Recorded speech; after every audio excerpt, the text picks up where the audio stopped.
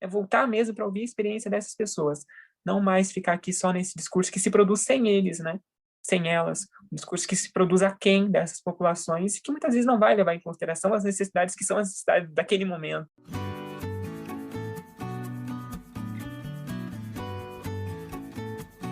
Seja bem-vindo, seja bem-vinda ao Instituto de Espiritualidade e Saúde. Uma vez por semana temos lançado podcasts com algumas pessoas com as quais conversamos sobre a relação entre espiritualidade e saúde. Nós encerramos o podcast anterior falando sobre essa questão da necessidade espiritual das minorias sexuais e como é que a teologia poderia responder a isso, o que a pesquisa da Zoé mostrou sobre isso.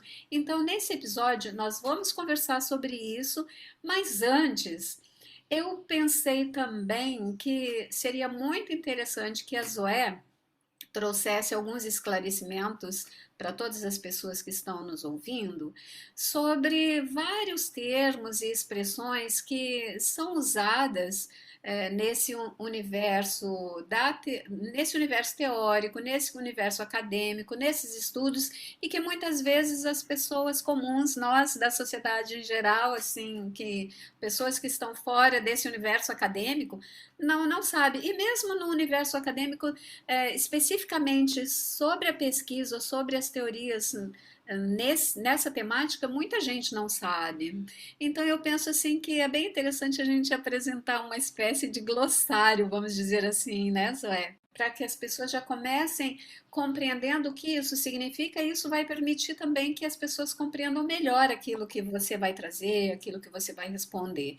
Então eu fiz uma listinha assim de alguns termos para você responder, para você explicar assim melhor o que esses termos significam. Então, dentre eles, nós estamos conversando sobre sexualidade, mas o que é sexualidade, afinal de contas?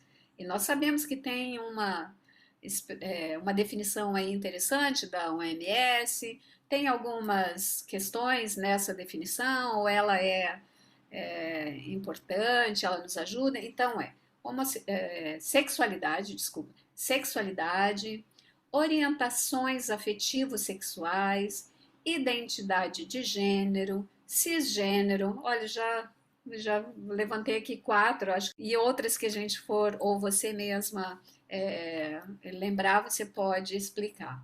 Vamos começar por sexualidade? Obrigada, e obrigada por você ter retornado aqui nos ajudar com esses esclarecimentos. Agradeço novamente o convite, Mary, e ao Instituto de Espiritualidade e Saúde por estar dando abertura, né, para a gente conversar sobre esses temas que são temas tão necessários e temas tão atuais. E pensando aqui, né, profissionais de saúde que estão aí nos acompanhando, também profissionais da teologia, assim, a importância, né, dessa prática e desse entendimento para a atuação mesmo nos seus campos de trabalho. Então são termos bastante importantes assim da gente conseguir entender para a nossa própria prática profissional, né? Entender se tá, mas como é que pode ser um homem trans gay ou um homem trans bissexual? Então para a gente entender que não, né? Na verdade cada uma dessas terminologias assim ela representa algo diferente. Então começando pelo tema da sexualidade, né? Esse termo que é tão caro assim para o nosso estudo. Então eu gosto muito de uma definição da Organização Mundial da Saúde que ela vai colocar que a sexualidade ela é esse aspecto central do ser humano e é um aspecto que vai abranger diversas dimensões, tais como o sexo, as identidades e os papéis de gênero, as orientações afetivas sexuais, o próprio erotismo, a questão do prazer, a questão da intimidade, a questão da própria reprodução. E embora ela possa incluir, então, diversas dimensões, nem todas as dimensões vão ser sempre expressas ou vivenciadas ali pelos indivíduos, pelos sujeitos. E ela vai sofrer influência, então, por meio da interação de diversos fatores, os fatores biológicos, os fatores psicológicos, os próprios fatores sociais, os fatores econômicos, políticos, culturais, éticos, históricos, legais, e também os fatores religiosos e espirituais também vão ter uma influência bastante grande sobre esse aspecto maior, então, da sexualidade. Então, colocamos aqui a sexualidade como esse termo, então, bastante abrangente, que vai incluir as orientações afetivas sexuais, a identidade de gênero, essa questão da expressão de gênero. E agora vamos falar sobre cada um desses termos, então, específicos. Então, um conceito extremamente importante que está, então, dentro desse contexto maior da sexualidade é o conceito da orientação afetivo-sexual. Então, orientação afetivo-sexual é essa orientação dessa ideia de orientar para. Então, esse termo vai se referir a quem a pessoa ela se orienta no sentido sexual e ou afetivo, e aí vai aqui, se é uma pessoa do seu mesmo gênero, se é uma pessoa de um gênero diferente do seu, diversos outros gêneros, então isso vai configurar aqui como sendo essa orientação afetivo-sexual. A identidade de gênero, ela diz respeito à forma como a pessoa se entende, a forma como a pessoa se vê no mundo, né? Então, se a pessoa vai se ver aqui enquanto um homem cis, uma mulher cis, um homem trans, uma mulher trans, uma pessoa não binária, então isso está no campo da identidade de gênero. E agora falando sobre essa questão, né, do o cis ou o trans, então, quando nascemos, é atribuído algum gênero para nós. Então, ali, a pessoa olha para a nossa genitália, a questão da configuração cromossômica e vai atribuir um gênero. Ou é homem ou é mulher. A pessoa que depois se reivindica, então, fala, não, eu sou... Então, foi designada enquanto um homem quando nasceu, e hoje se entende no mundo enquanto um homem, é uma pessoa cis. Agora, a pessoa que foi designada como um homem quando nasceu, conforme o tempo foi passando, então se entendendo no mundo, se viu, não, eu não sou um homem, eu sou uma mulher, é uma pessoa trans. Então, a pessoa que ela transcendeu esse gênero, que ela foi além daquilo que lhe foi atribuído, que ela vai se entender de uma outra forma. Já a pessoa não binária é aquela pessoa que está além desses dois gêneros, está além desse binário, né, que é colocado aqui. Não, eu não me vejo nem como homem, nem como mulher. Ou eu me vejo um pouquinho mais como mulher, ou um pouquinho mais como homem, mas ainda estou aqui me colocando enquanto uma pessoa não binária. E outro conceito importante também é o conceito da expressão de gênero, que isso tem a ver com a forma como a pessoa se expressa para o mundo. Então, com relação às vestimentas, com relação a essas outras questões que são colocadas até pela própria sociedade, né? Essa questão dos estereótipos que são colocados em cima das pessoas. Então, a pessoa ela pode se identificar enquanto um homem cis e ela utilizar roupas, utilizar de maquiagem, que são instrumentos que são colocados como sendo propriamente para mulheres. Então, a pessoa ela está expressando o seu gênero de uma outra forma. Mas isso não está querendo dizer, pelo fato dela usar maquiagem, pelo fato dela utilizar roupas que são lidas como roupas femininas, que é uma mulher. Então, daí a importância também, né, quando a gente receber no consultório, receber na nossa prática, não a gente imputar esse gênero, a gente imputar já isso em cima da pessoa. Não, mas a abertura, perguntar, conversar sobre isso, a própria questão do pronome, né, isso é extremamente importante, uma discussão que está aí posta, é extremamente importante, então, você tratar a pessoa pelo pronome ao qual ela quer ser tratada. Então, pessoas trans sofrem muito com isso, de serem tratadas por um pronome diferente do seu. Então, é uma situação que causa bastante sofrimento para muitas pessoas. Outras pessoas não, elas dão abertura. Olha, podem me chamar de ela, de ele. A questão de outros também pronomes que estão surgindo, né? O Elu, o Eli. Então, a importância de dar abertura para a pessoa, para que a pessoa possa falar para você ali a melhor forma, a forma como ela quer ser realmente tratada, né? E pensando também na prática clínica, a própria questão do nome social para pessoas trans. Então, muitas pessoas trans, elas não fazem a retificação do nome, até por ser um processo bastante burocrático, um processo que muitas vezes é um processo caro, então não fazem a retificação no registro, então não vai chegar ali com uma identidade, né, falando aqui no sentido do RG, uma identidade já com o seu nome alterado, mas você perguntar para a pessoa, você viu ali, você pergunta, é esse nome mesmo aqui que você gostaria de ser tratada? Ou qual é o nome que você gostaria de ser tratada? Então, é importante dar também essa abertura para a pessoa se sentir acolhida, se sentir ali protegida. Então, não tratar ela por aquele nome ali que foi colocado, que é um nome morto, né, para aquela pessoa, mas que às vezes é importante ter aquela documentação para dar entrada em algum procedimento, algo assim. Principalmente pessoas que trabalham ali na recepção de hospitais, e quando o médico vai sair para chamar a pessoa ali na recepção, abriu e viu ali que tem uma mulher sentada, mas vai se referir ao nome masculino, né? Então, ter esse cuidado, ter essa atenção é extremamente importante, e às vezes, assim, pode parecer, são atitudes simples que vão fazer toda a diferença na vida de uma pessoa, né? Você fala de quantas situações de violência no cotidiano, às vezes situações aparentemente simples, mas que quando nós estamos falando do sofrimento dessa população, como isso aparece de uma forma mais frequente no dia a dia. violências muito grandes. Esse exemplo que você trouxe de uma mulher que está sentada ali e sentir esse constrangimento de ser chamada por um nome masculino, né? Então, essa questão da discriminação e da violência é muito séria e nós precisamos conversar sobre isso, precisamos compreender isso melhor, não só compreender, mas refletir sobre isso, né? Como Sim, é que é a nossa atitude sobre isso? O que que a gente vê por aí?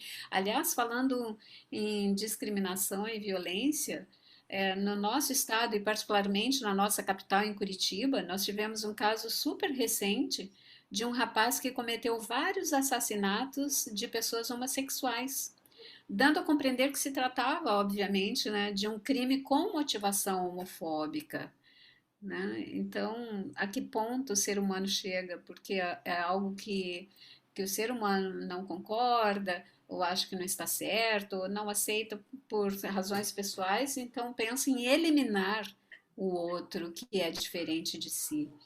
O que que com você certeza, diria Mary. sobre, o que que você diria sobre a homofobia e a violência contra as minorias sexuais?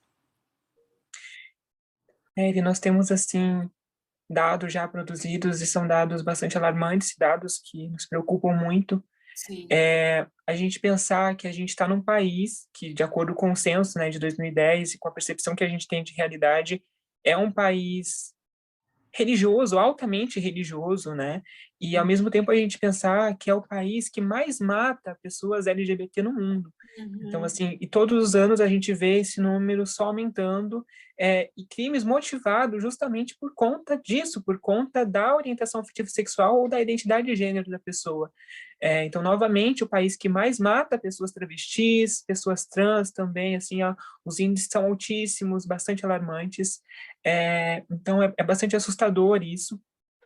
E pensar em medidas, né, para que a gente possa combater esse preconceito, para que a gente possa combater essa intolerância. E isso começa também dentro das nossas comunidades religiosas. Essa Sim. mudança de discurso, esses discursos mais inclusivos, esses discursos acolhedores, não mais colocar minorias sexuais como sendo expressões do demônio na Terra, como sendo pessoas que têm que ser combatidas, pessoas que têm que ser evitadas, discursos que fazem com que pais e mães expulsem seus filhos e filhas de casa, né? E, assim, é bastante assustador a violência, o preconceito, e assim, nós não temos estudos ainda, Mary, que falam sobre a questão do suicídio com populações de minorias sexuais no Brasil, mas estudos de outros países, como os Estados Unidos, por exemplo, mostram que populações LGBT têm 5 vezes mais chance de cometerem suicídio do que populações que não fazem parte de minorias sexuais. Então, levar isso também em consideração, e até quando a gente pensa nessa questão do estresse de minorias, não só o fator de ser uma minoria sexual, mas outros fatores que estão implicados nisso também. A questão de ser uma minoria racial, a questão de renda também é uma questão extremamente importante, a questão da misoginia, do machismo também é uma questão que ainda impera muito. Então, são diversos sistemas de violência que vão se articulando e fazem com que determinadas populações estejam em situação ainda maior de violência. E aqui violências de diversas formas, né? Nós temos visto violência policial, violência do Estado e diversas outras formas de violência, então, que vão impactar de forma direta a vida dessas populações. E é um medo que a gente convive diariamente, o medo de sair na rua e sofrer esse preconceito, sofrer discriminação. E muitas vezes não vai acontecer de uma forma explícita, né? Da pessoa vir me bater, da pessoa me xingar, mas de olhares, e até aquela questão que a gente já falou, né, com relação, para muitas pessoas, o pronome, a questão do nome, o tratamento, isso também é algo que causa bastante sofrimento. E pensando, Mary, nesse contexto também de saúde, né, a gente tem visto estudos já mostrando também que essas populações são populações que estão afastadas dos serviços de saúde. Pensando aqui em populações trans também, populações que não recorrem a esse serviço de saúde justamente por conta do preconceito, da violência praticada nesses ambientes.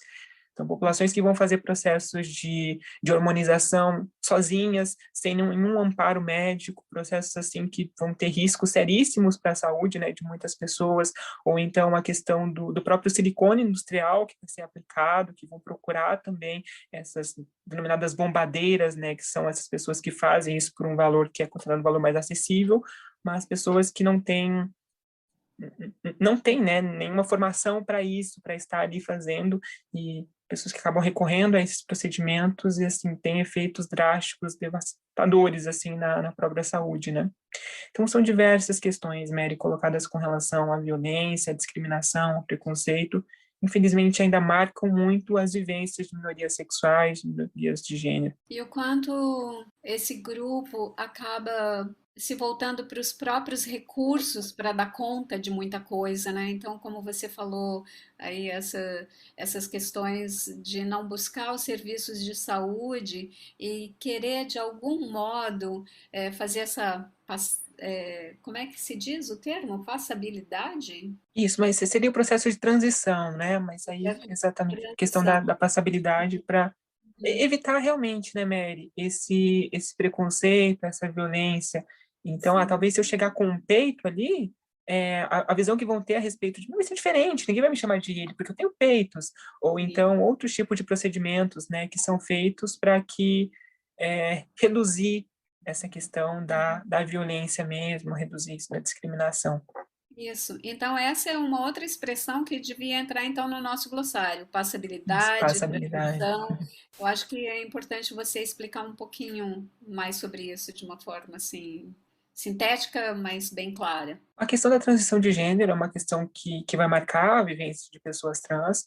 Então, aquilo que a gente havia colocado, né? A pessoa trans é aquela pessoa que nasceu, foi ali atribuído um gênero a ela, e em determinado momento ela falou: não, esse gênero não é o gênero que me define, eu não sou assim, eu não sou homem, eu sou uma mulher. E aí a transição ela vai englobar diversas dimensões. Então, primeiro, uma transição social. Eu começar a me expressar para a sociedade, eu me abrir, eu conversar com familiares, com pessoas próximas, e abrir isso, né, e colocar essa questão de que, olha, eu não sou um homem, eu sou uma mulher, eu agora quero ser chamado assim. Então, dar essa abertura do primeiro processo de transição social, e essa transição ela também vai englobar alguns procedimentos que podem, sim, ser procedimentos estéticos, né? Então, para mulheres trans, colocar o silicone, a própria questão anterior ainda ao silicone, né, a questão da hormonização, para características secundárias, então, para bloquear esses hormônios ali, que são considerados hormônios masculinos, né, o hormônio da testosterona, por exemplo. Então, bloquear esse hormônio e, ao mesmo tempo, começar a inserção de outros hormônios que são ditos como hormônios femininos, então, para ter essas características secundárias. E para homens trans, a questão da hormonização, que a gente está é utilizado ainda o termo hormonioterapia, mas hoje, dentro da militância, e a gente tem visto que não é uma terapia, né, isso que nós estamos fazendo, é processo de hormonização mesmo, então está sendo mais utilizado esse termo. Então, homens trans, através do uso da testosterona também, para terem essas características secundárias que são vistas como masculinas. E não é uma obrigatoriedade, como eu coloquei, a questão da harmonização. Muitas pessoas trans não vão recorrer a esses procedimentos, mudando aquele discurso que foi colocado de que nasceu no corpo errado, né? Não, eu não nasci no corpo errado, esse é o meu corpo. Então, a pessoa não vai recorrer a nenhum tipo de procedimento para alteração, mas outras pessoas consideram sim, e isso tem um impacto significativo na saúde mental. E até um estudo, Mary, recente que eu vi, que foi realizado com homens trans no Irã, e esse estudo, uma pesquisa qualitativa, e mostrou que após o processo de redesignação sexual, que é a cirurgia, então, para a mudança do órgão genital, eles sentiram uma relação mais próxima com Deus. Então, eles se sentiram mais próximos. Então, o quanto essa cirurgia até mesmo ajudou nesse processo, nesse contato com a própria espiritualidade. Então, de se entender no mundo, de que agora eu me vejo da forma como quem eu sou, e aí esse contato com Deus foi muito aprimorado. Então, isso, assim, é algo bastante lindo, assim, essa experiência desse estudo. E a questão da passabilidade é isso mesmo, de, como poderia dizer, passar pelo gênero cis. Então, não, eu preciso fazer procedimentos e processos para que eu seja lida socialmente enquanto uma mulher, para com isso eu evitar esse preconceito, eu evitar essa discriminação, eu ser mais aceita em alguns espaços, eu poder entrar em um banheiro tranquilamente, né, que o banheiro assim é visto como uma coisa tão banal, tão simples, eu estou no shopping, estou aqui com vontade de fazer xixi, outras necessidades, eu vou até um banheiro, mas para algumas populações esse é um processo extremamente doloroso. Então, o medo de você entrar no banheiro e você ser retirado de lá, os olhares, né, que vão ter com relação a você por estar ali naquele ambiente. Então, são processos que auxiliam nessa melhor aceitação mesmo, assim mesmo, a pessoa conseguir transitar por alguns espaços sem sofrer tanto preconceito, tanta discriminação, tanta violência. Zoé, a gente estava falando agora há pouco sobre a questão da violência, né? E ainda sobre os dados que aquelas duas psicólogas que eu mencionei no podcast anterior, a Daniele da Silva Féboli e a Naira Frutos Gonzalez, elas trouxeram na matéria que elas publicaram que, de acordo com o relatório anual de mortes relacionadas à violência LGBTfóbica, elaborado pelo Grupo Gay da Bahia, em 2019 registraram-se 329 mortes, sendo 297 homicídios e 32 suicídios. Você mencionou agora há pouco a questão do suicídio e a falta de estudos sobre isso, né? Em 2018 foram registrados 420 óbitos e desses 420, 320 foram homicídios e 100 suicídios. Em 2017, 445 mortes. Destes, 387 homicídios e 58 suicídios. E esse foi o ano, 2017, o ano em que houve o maior registro de assassinatos de pessoas LGBTQ, desde o surgimento desse relatório em 1981. E elas disseram assim, em média, a cada 26 horas, uma cidadã ou cidadão LGBTQIA+, brasileiro, morre de forma violenta, vítima de homicídio ou suicídio, e o que faz do Brasil um campeão mundial nessa categoria de crimes, como você bem mencionou, né? E interessante que a produção do relatório foi feita a partir de notas jornalísticas publicadas em jornais brasileiros e demais meios de comunicação. E elas destacam assim que isso revela uma subnotificação dos casos de violência, né? E aí eu fiz uma conta de 10 anos a partir do que elas trouxeram, eu fiz uma conta assim de 2008 a 2018, houve um aumento de 224,6%, é um número estupendo, no número de óbitos anuais de pessoas LGBT no Brasil, né? E então essa questão da violência é muito grande, essa violência também está presente dentro de comunidades religiosas. Então eu penso que isso é super importante a gente conversar sobre isso. A psicologia entende que ser LGBTQ não é doença. Então nesse caso não tem tratamento psicoterápico para esse tipo de problema específico, pois não se trata o que não é doença, né? Entretanto, há muito sofrimento decorrente do pertencimento a esse grupo. Então, nesse caso, as psicoterapias focalizam os sofrimentos advindos dessa condição e jamais com qualquer intuito de cura na orientação sexual dessas pessoas. Mas e a teologia? O que ela vai dizer então sobre o sofrimento dessas pessoas e como é que ela pode contribuir para a maior produção de saúde dessa população? Você traz esses dados, né, bastante alarmantes e a própria questão que a gente havia falado no podcast anterior, né, convidando também assistam o podcast, ouçam, né, o podcast anterior acerca do modelo do estresse de minorias. Então, algumas pessoas podem até pensar, tá, então o problema é ser lésbica, é ser gay, é ser bi, é ser trans. Esse que é o problema. E na verdade, não. A gente tem que mostrar que o problema aqui é o preconceito e a violência.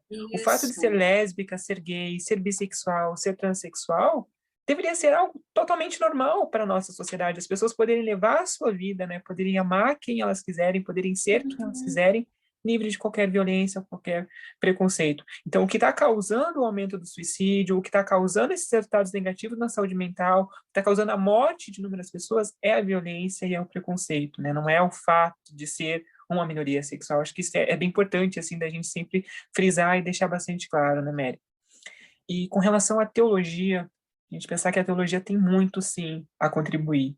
A gente pensar que grande parte desses estudantes de teologia são pessoas que fazem parte de algum tipo de comunidade religiosa, então, e pensar também, como a gente viu nos dados do estudo, né, que são populações que estão dentro dessas comunidades, estão buscando essas comunidades religiosas. Então, como acolher, como cuidar, como abraçar essas pessoas, como dar espaço, né, de escuta para que essas pessoas elas possam falar sobre isso que elas estão vivenciando, falar sobre todos esses problemas e sentir ali esse espaço realmente de acolhida, né? Quando o Estado não acolhe, quando a família não acolhe, a igreja também ela pode contribuir nesse sentido de então acolher e cuidar dessa pessoa, né?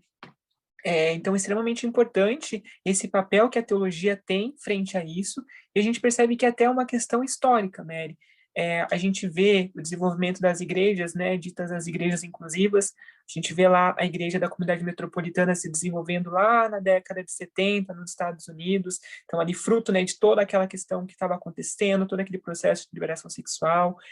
A gente vê ali a revolta de Stonewall em 1969, né, que marca, então, o movimento como um todo, e agora, né, o mês de junho, estamos no mês do orgulho, então, em decorrência desse movimento de Stonewall, que foi, assim, extremamente importante para o mundo todo, no sentido da visibilidade de minorias sexuais, a gente vê, então, ali o desenvolvimento da igreja da comunidade metropolitana, uma igreja que vai prestar um cuidado a essa população, e principalmente depois que a gente vai ver, então, há todo esse movimento, né, a Stonewall, toda essa questão das paradas começam a surgir, toda essa questão do orgulho, e aí logo em seguida, em 1980, inicia-se, 80, 81, inicia-se a pandemia do HIV e da AIDS.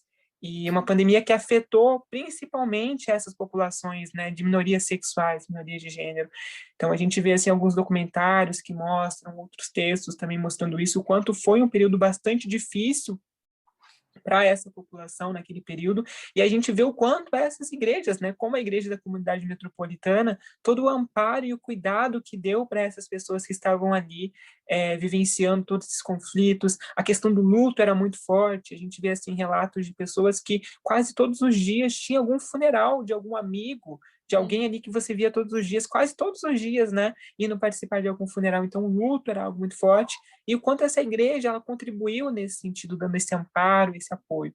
Então, aqui no Brasil, a gente vê essas igrejas começando a se desenvolver a partir do ano 2000, e também com esse intuito de ofertar esse cuidado pastoral, principalmente, né, quando a gente vê essa questão da dita teologia inclusiva.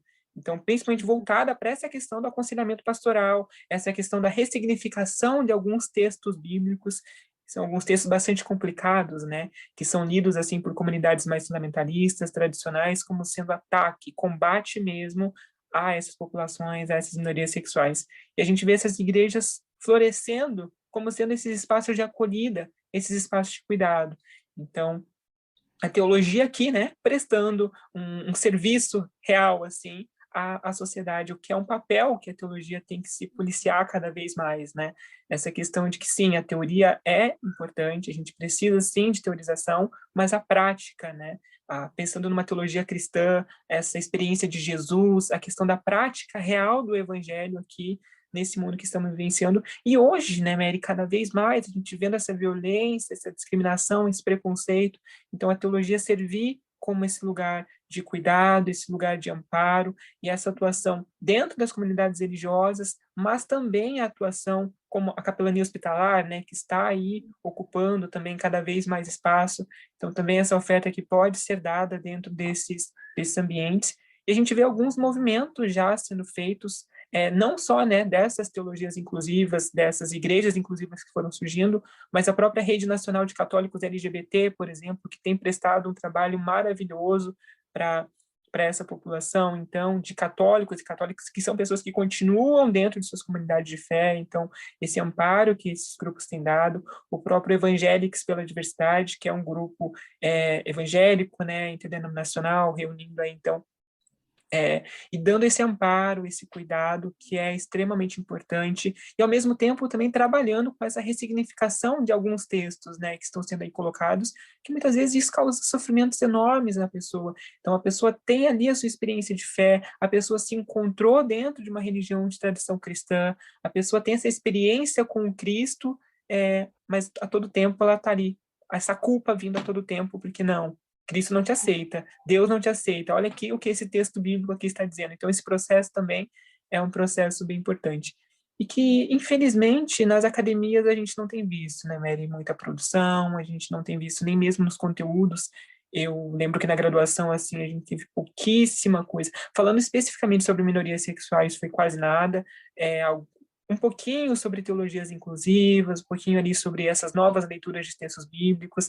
A questão do cuidado espiritual acabou, assim, sendo mais contemplando mais, né, essas populações, assim, no sentido da oferta mesmo desse cuidado espiritual que requer, mas alguns processos são bem importantes, assim, a formação, né, para atuar com essa população, para não causar mais sofrimento, e sim para abraçar, para ajudar.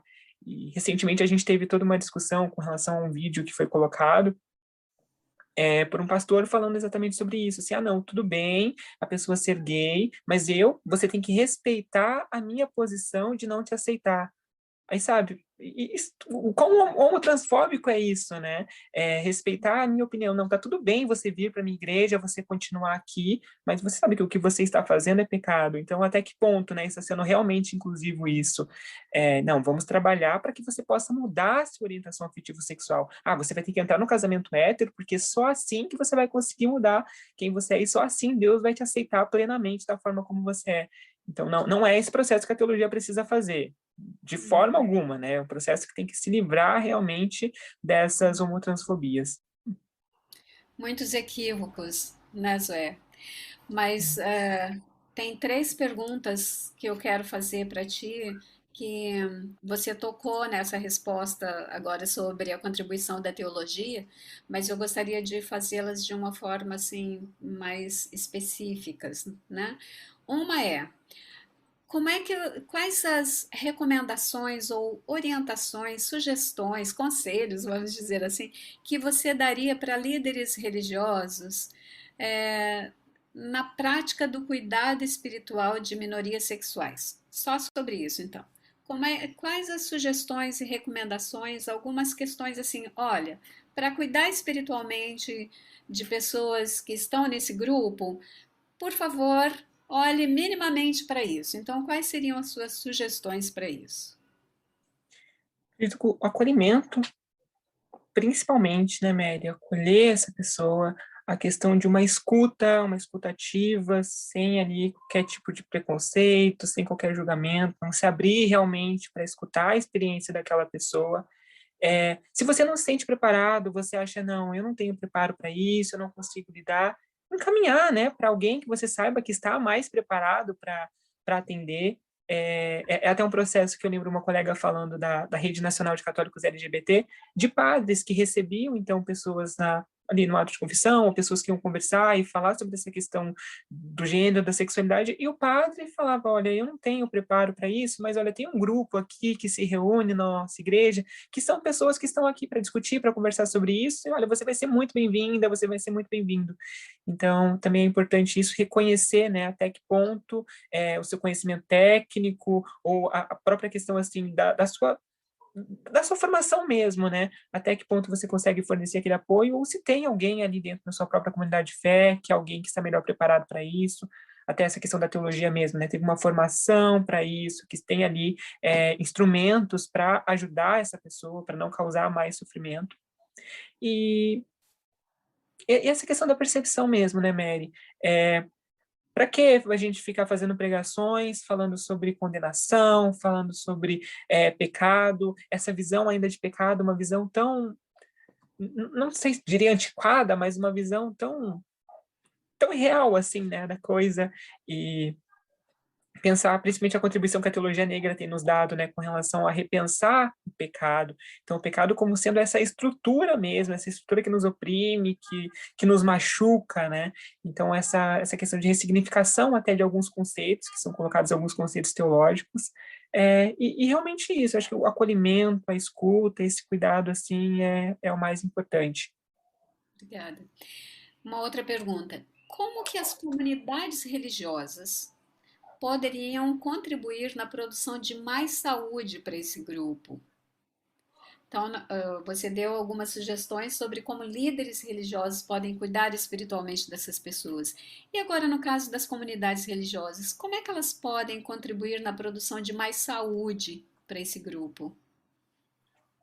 Então, Mary, como a gente havia falado, a literatura ela tem mostrado, então, essa questão de um duplo papel, assim, da espiritualidade e religiosidade, né? Como um sentido protetor, mas um sentido também maléfico. Então, eu acredito que as comunidades de fé, elas têm que focar nessa questão de destacar essa força que essa dimensão espiritual religiosa tem nesse sentido benéfico. Então, enxergar como sendo um recurso que vai auxiliar a pessoa a superar aqueles traumas, a superar todos aqueles preconceitos internalizados que a pessoa tem, e também enxergar essa força espiritual religiosa como sendo uma força potente de resiliência. Então, de auxiliar a pessoa nesse processo. E, assim, e estudos já têm mostrado isso, principalmente nos Estados Unidos, algumas igrejas, então, que têm feito esse papel de acolhida, de cuidado, de acompanhamento das populações, e o quanto isso tem sido benéfico. Então, investir nessa questão do acompanhamento, nessa questão de um cuidado, repensar essa questão de algumas atitudes que são vistas como atitudes discriminatórias, e eu acho que e o principal ainda, né, Mary, o ouvir. É não você supor que aquilo seja o melhor para essa pessoa, mas você parar, você escutar e entender que naquele momento é o melhor para aquela pessoa, né? É você entender se essa pessoa está sentindo um acolhimento por parte de familiares, essa pessoa tem alguma outra base que ela está recorrendo, ou não, que a igreja vai servir como sendo essa base, como sendo esse recurso maior que a pessoa tem agora nesse momento, que ela não sente apoio de mais ninguém, né? Então, pensar nisso, pensar em todas essas estruturas, assim, é bem importante por parte das comunidades religiosas. E essa questão, a gente tem visto, né, que algumas igrejas com uma dificuldade, assim, enorme para essa abertura, para esse cuidado, ainda permanece nesses pensamentos fundamentalistas, esses pensamentos conservadores, e tendo consciência, né, porque a produção está aí, a gente está vendo isso, a gente está vendo mortes a todo momento, e como que a gente pode negligenciar isso, né? Pensando principalmente nessas religiões de matriz cristã, que são religiões que falam tanto sobre amor, que o amor é a base, assim, o amor de Cristo, o cuidado, mas que não conseguem isso na prática, né? Que estão vendo pessoas morrendo e que nada tem sido feito, muito pelo contrário. Tem continuado ali batendo naquelas mesmas teclas de condenação, de olha, você já está queimando num lago de fogo, ou você não tem mais salvação, e outras questões assim absurdas, né, que pessoas têm que ouvir dentro desses ambientes.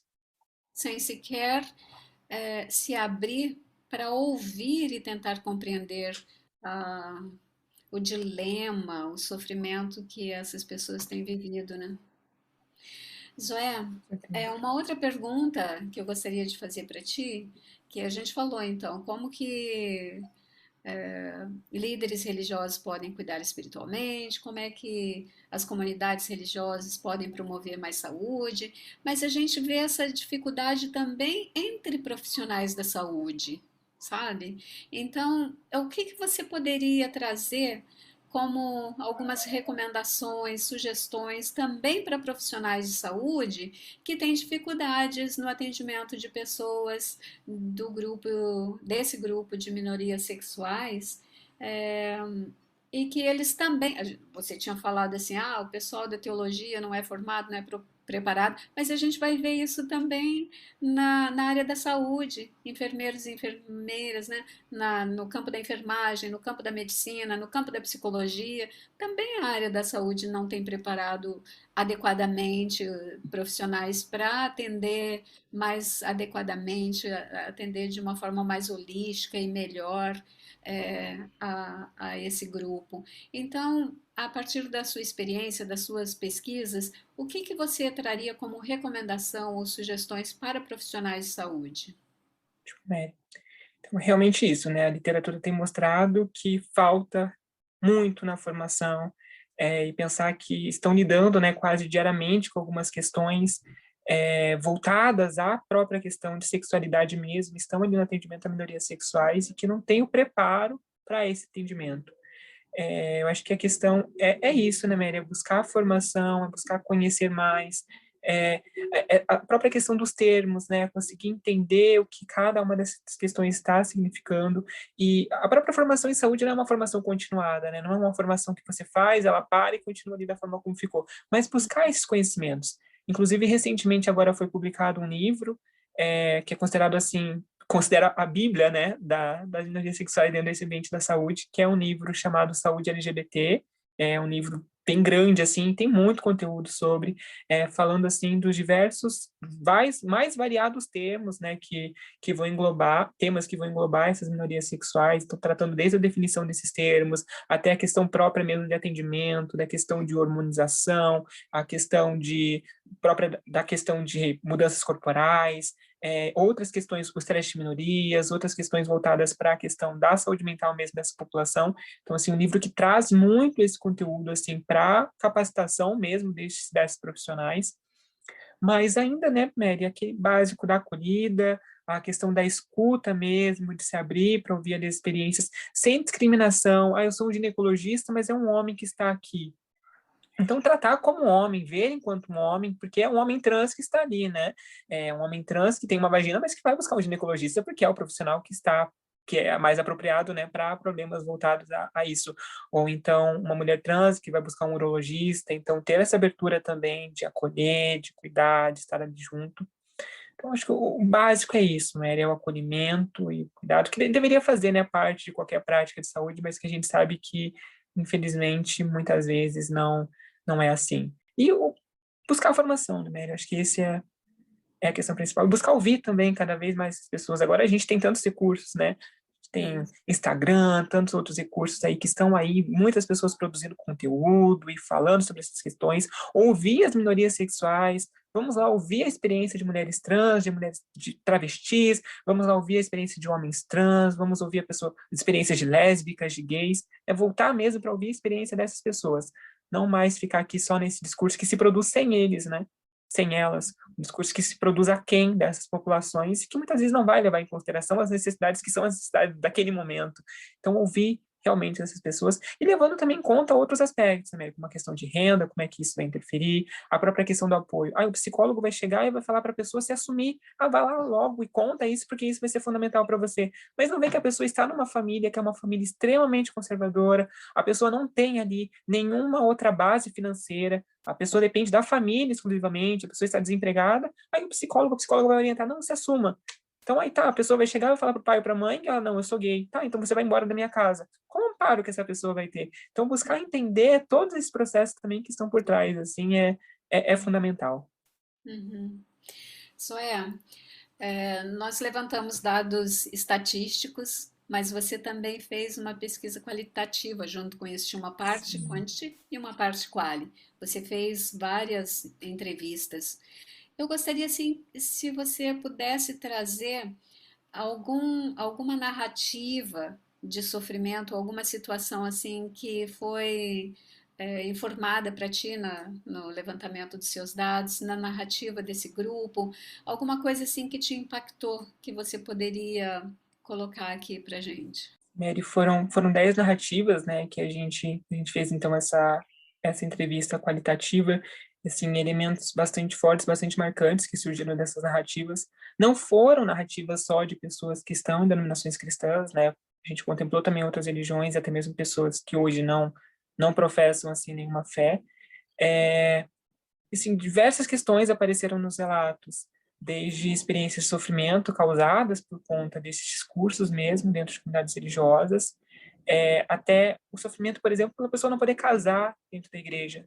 A questão do matrimônio, né, do sacramento do matrimônio dentro da perspectiva católica, essa questão tão importante, e a pessoa não poder casar ali dentro, a pessoa acompanhar outros matrimônios.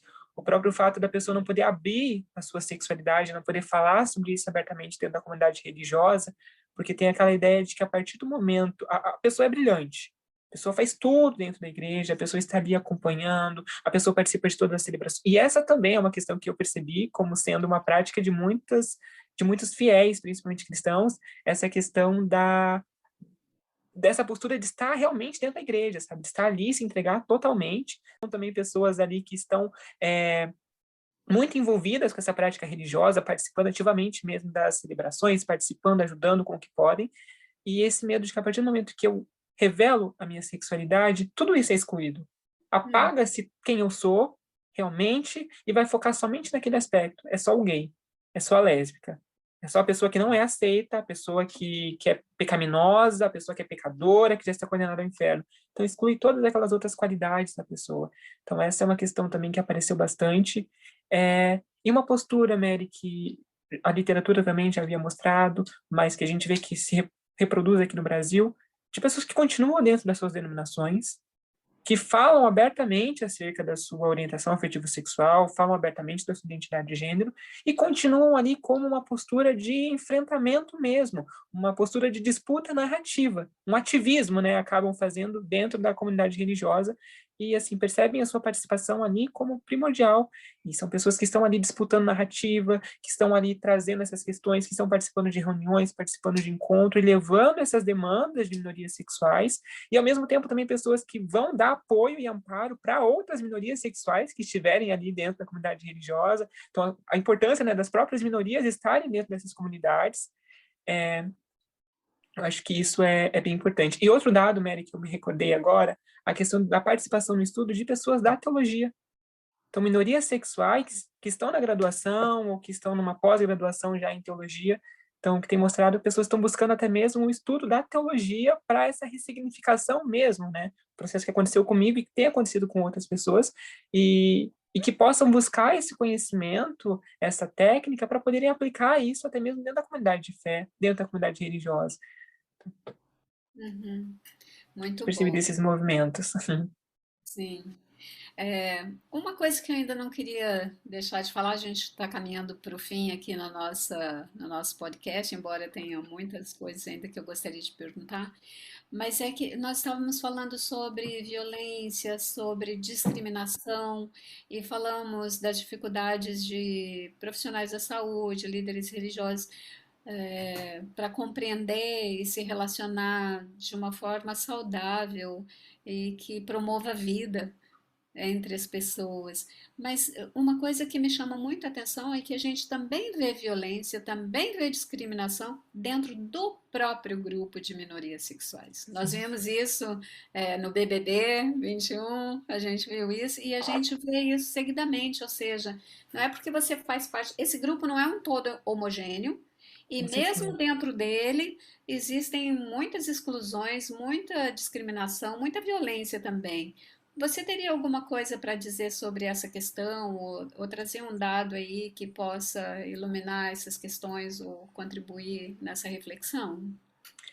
Sim, Mary, e isso é algo que até apareceu nas narrativas, e até uma questão que uma pessoa trouxe, desse embate que há de uma comunidade LGBT, essa comunidade que vai se constituindo nesse sentido de amparo, de apoio para essas minorias, mas ao mesmo tempo, se você é gay e cristão, tá errado. Porque o cristianismo, ele só está dando ali amparo, só está dando apoio para essas violências, para essas discriminações que estão sendo praticadas contra nós. Então você não pode ser gay e cristão ao mesmo tempo. Então acaba sendo até mesmo uma violência que a própria comunidade tem praticado com algumas pessoas. E a Isso. experiência do cristianismo, a experiência do budismo, da Umbanda, é uma experiência que traz sentido para aquela pessoa. E ela Uhum. pode, sim, plenamente ser gay e ser Sim. cristã, ser lésbica e ser cristã. E outras experiências também, né, Mary? Como você colocou, as particularidades, a gente vê, né, minorias sexuais como sendo esse grupo que contempla diferentes populações, mas há muitas particularidades de alguns grupos. Então, a questão das travestis, como é que elas são vistas, a questão de, principalmente pessoas trans, né, e todo esse preconceito que elas vão sofrer por parte de outras minorias sexuais também. Então, são lésbicas que não vão aceitar, são gays também que não aceitam que esteja ali com eles, ou até estereotipam demais essas pessoas. Preconceito de gays contra gays, a questão que trouxeram também em uma narrativa a questão do racismo, né, que havia dentro de grupos gays, até mesmo dentro de aplicativos também, que são vistos esses aplicativos de relacionamento gay, então de que o corpo negro é um corpo que não serve para relacionamento, é um corpo que serve apenas para pegação, para um momento ali, para um sexo casual e pronto, sabe? E o quanto isso também é violento, é discriminatório, o quanto isso tem feito mal para muitas pessoas, né? Então, essa questão também apareceu nas narrativas, essa questão do preconceito da comunidade contra a própria comunidade, né? A gente não pode endeusar, colocar essa comunidade no patamar como se fosse a comunidade perfeita. Não. Aquela questão dos oprimidos que encarnam o opressor e passam a oprimir também, né? Isso. Então, o que lésbicas, pelo fato de serem mulheres lésbicas, mulheres trans também, o que elas vão enfrentar por conta do machismo, né? Que está presente também na postura de muitos homens gays. E homens gays que são lidos como homens gays mais afeminados. Ah, não, porque a postura é uma pessoa muito escandalosa, uma pessoa muito aberta. Então, outros gays que vão julgar, que não vão aceitar por conta de, não, olha só o que você está fazendo, da onde que eu vou me relacionar com uma pessoa assim? Então, sabe, são diversas violências também que a gente vai perceber dentro da própria comunidade. Então, a importância também de discussões dentro desses ambientes, e tem sido feitas discussões dentro desses ambientes para olhar para outras vivências, sair, né, do foco apenas da sua vivência, e olhar para outras vivências também, de pessoas que também estão passando por diversas situações de sofrimento, é bem importante. Pois é, a gente vê essas questões que você coloca aí dentro desse grupo de minorias sexuais e o cuidado que nós precisamos ter de olhar a pessoa para além de um rótulo qualquer que seja ele, né? Qualquer que seja esse rótulo, o quanto isso diminui a potência de vida, quanto isso não afirma a vida em sua potência, né? Então, é muito importante nós discutirmos essas questões envolvendo as minorias sexuais, mas nos lembrarmos também que, independentemente do rótulo, qualquer que seja ele, cis, binário não binário, homossexual, lésbica, gay, travesti, transgênero, etc., ali está uma pessoa, e cada pessoa é única. Então, fugir dos rótulos, isso é um desafio que nós, humanos, devíamos enfrentar e ultrapassar essa questão de rótulos, rótulos de qualquer coisa que seja, né, de identidade de gênero, de qualquer coisa, mas olharmos-nos uns aos outros, umas às outras, como uma outra pessoa que está ali na minha frente ou à minha frente, uma outra pessoa assim como eu. Eu penso assim que quando nós quebramos esse senso de humanidade comum, de que você que está aí na minha frente é uma pessoa humana assim como eu, é isso que causa desconexão e é isso que causa muito sofrimento.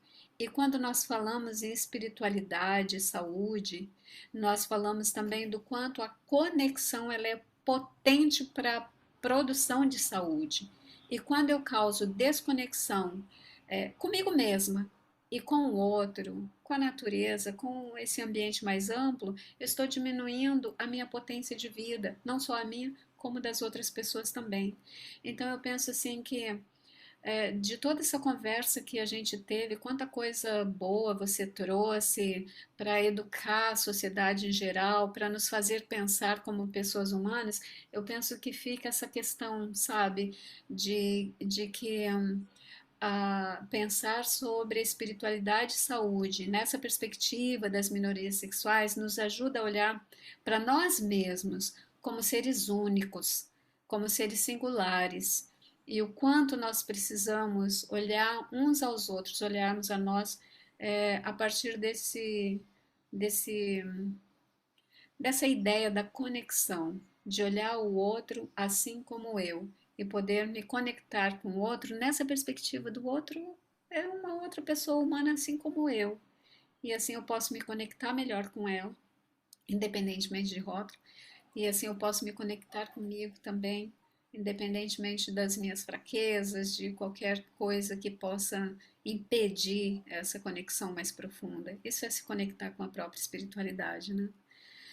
Zoé, eu só tenho a agradecer essa conversa maravilhosa que eu tive contigo e que você trouxe tanta coisa linda aí para nos educar, para nos ensinar. Eu tenho muito a agradecer e certamente as pessoas que estão nos ouvindo agora e que vão nos ouvir no futuro vão se beneficiar muito com a tua fala, com as questões que você trouxe e deixou aqui para as pessoas pensarem. Mas então estamos encerrando com essa gratidão mas eu gostaria de dizer que se você quiser acrescentar alguma coisa que não foi dita aqui ou que você pensa assim, não, eu quero ainda deixar essa mensagem, você pode fazê-lo agora e a gente encerra o nosso podcast de hoje. Mary, eu só gostaria de ressaltar uma questão. Eu almejo muito, né, também esse mundo em que as pessoas possam viver, independente de rótulos, independente do que for, as pessoas serem respeitadas por quem elas são realmente, né, sem essa reivindicação de qualquer rótulo. Mas, infelizmente, no contexto que a gente vive, a gente vê que é importante essa questão da identidade. E estudos até, né, alguns têm mostrado o quanto é assumir essa identidade de minoria. Então, por exemplo, eu me enxergar enquanto gay, eu me agrupar com pessoas também que estão ali lutando, né, contra essa estrutura, com movimentos gays, por exemplo, o quanto isso tem sido positivo também, o quanto isso tem dado resultados positivos, né? Para a Mas, transformação, né? Para a com transformação. certeza. E para essa luta mesmo, né, Mary, política, a própria questão de promoção de leis, imagina a gente pensar, em 1990, a homossexualidade é retirada, a transexualidade super recente, e pensar que ainda hoje 70 países criminalizam relações homotransafetivas e alguns, inclusive, com a morte. Imagina a gente pensar isso hoje. Então, a importância de reivindicar isso, de buscar, de lutar pelos nossos direitos, a questão dos movimentos sociais, importantíssima, importantíssima dentro da história do movimento LGBT, tantas conquistas que foram através desses movimentos, né? E tantas pessoas que morreram por conta disso, o movimento de travestis, de transexuais, movimento gay, movimento lésbico, né? Que tem aí entrado em batalhas e temos conquistado tantas coisas e tantas coisas ainda para conquistarmos, né? E temos que ocupar esses espaços. Recentemente tivemos aquela reportagem do Fantástico mostrando, né, de mulheres transexuais e travestis que foram eleitas nessa última eleição um número expressivo e recebendo ameaça quase diariamente, mas estão lá ocupando esse espaço e a gente tem que também cada vez mais ocupar esses espaços também políticos, espaços teológicos. A gente tem que estar em todos os espaços, né? Produzindo também conhecimento e trazendo essas questões também para a discussão e para debate dentro desses ambientes. E novamente, Mary, eu agradeço muitíssimo por essa abertura, por todo esse cuidado também, né, tipo, nessa condução da conversa, e ao Instituto por essa abertura, para a gente discutir, para a gente conversar sobre essas questões que são, assim, primordiais. O Instituto tem dado esse apoio, né, todo esse amparo. Muito obrigada. Puxa vida, uma excelente fala de finalização, excelentes lembranças aí desses espaços todos para serem ocupados, né?